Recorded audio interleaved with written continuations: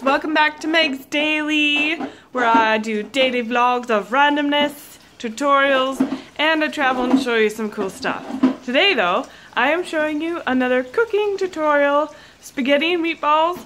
The most specific thing we're going to show you is the meatballs. Bubble. Anyway, of course the wonderful cook that's going to show you all this is my mother. However, she does not like to be on camera, so I will be showing you what she is doing and not necessarily her. Right, Mom? Real quick. Right. There, at least you saw the back of her head. So anyway, I just wanted to introduce the video to you, so here's the tutorial. First of all, we're just...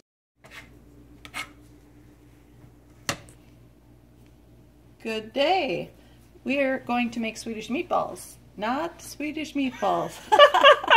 Spaghetti and meatballs. I don't know why I was thinking Swede. But anyway, spaghetti and meatballs, 2 pounds of hamburger. Lean hamburger is fine. I have already added some already pre-chopped garlic. You could get this. It's so easy instead of having to mess with all the cloves of garlic. And I've chopped up some onion, white onion today, but usually I use yellow onion. We'll just add it fresh into that. I like to add a little bit of seasoning into my meat, so I'm putting a few basil leaves in, or chopped, salt and pepper.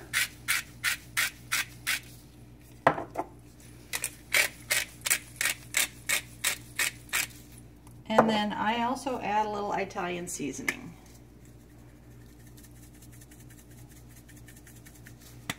So we will mix this up. And if you like real flavorful things, you could always add, you know, your favorite, like barbecue sauce or whatever. But this is just going to be spaghetti and meatballs, so it's a generic meatball. And then mix it up well. You can add a little more seasoning if you want. Once it's mixed, there's a lot of burger here, so, and there's not a lot of flavor. So I'm going to put a little more salt and pepper on there.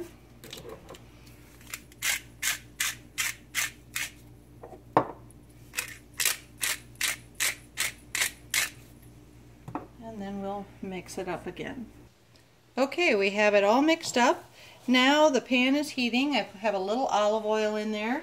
And as it heats, we can make up some meatballs. You can make them however big or however small you want. I want to have multiple as we eat. So I'm making them, what would you say, about an inch, inch and a half? And if you had a small scoop with like a little mini ice cream scoop, that would be perfect. But I am making these by hand.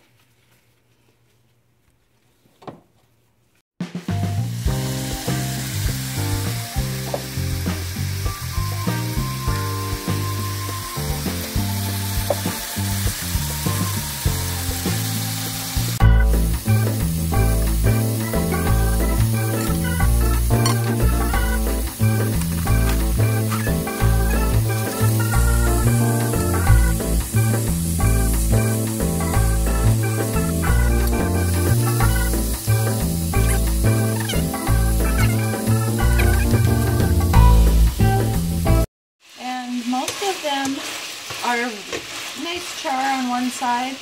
I put them on a napkin just to get that grease out of there.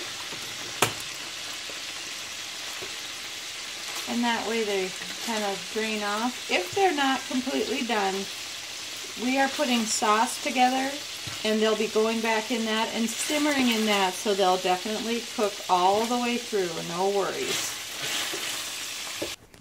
Okay, so I cleaned out my pan, I drained the grease. Those little bits of burger and onion are not going to harm you. And then I am cheating. Now, I don't necessarily like ragu, but you know what? They just came out with a new one. Does smell very fresh and good, so I'm trying it. Okay, not necessarily, like I said, a brand person. Prego's my favorite, so I'm adding Prego. Prego my ego. Drizzle my egg. That's not actually a thing. So I always rinse out the jars, put a little water in, dump it in. That way you're getting all. Third technical problem, my phone died right during that part. So anyway, she dumped in the sauce and we're carrying on from that now. Sauce is in the pan, and so what I'm going to do is I'm going to ad lib a little. I add a little additional tomato sauce, and usually these would be roasted diced tomatoes. I don't have any, so I'm just using petite diced. And again, brand, use your preference, does not matter.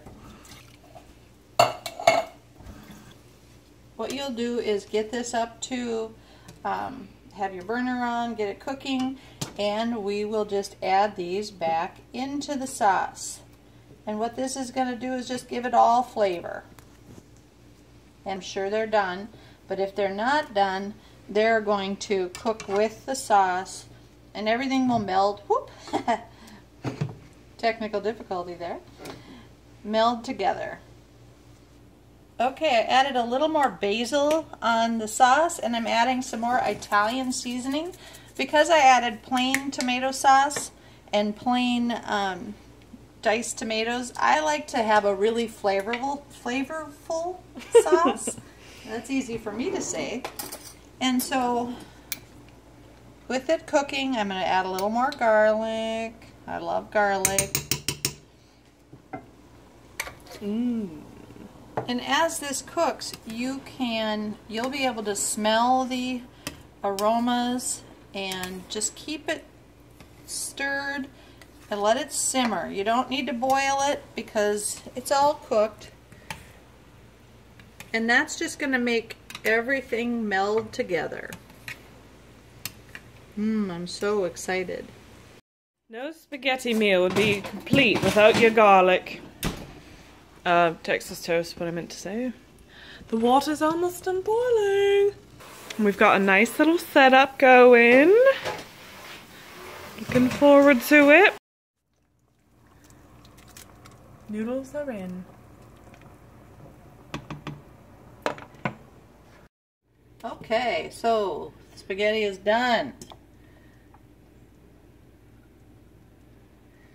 Put a little on there, and hopefully it comes out.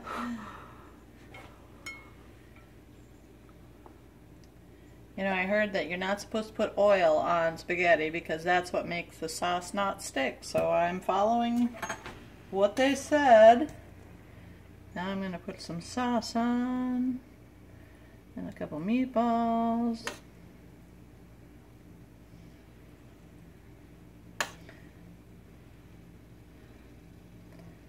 I think 3 meatballs right there. Oop, look at that. I dabbed. My anal self will have to wipe that off. And there you go, ladies and gentlemen. All right. Okay, there it is. There is our Texas toast. Top it up. A little Parmesan cheese, and you are good to go. Beautiful.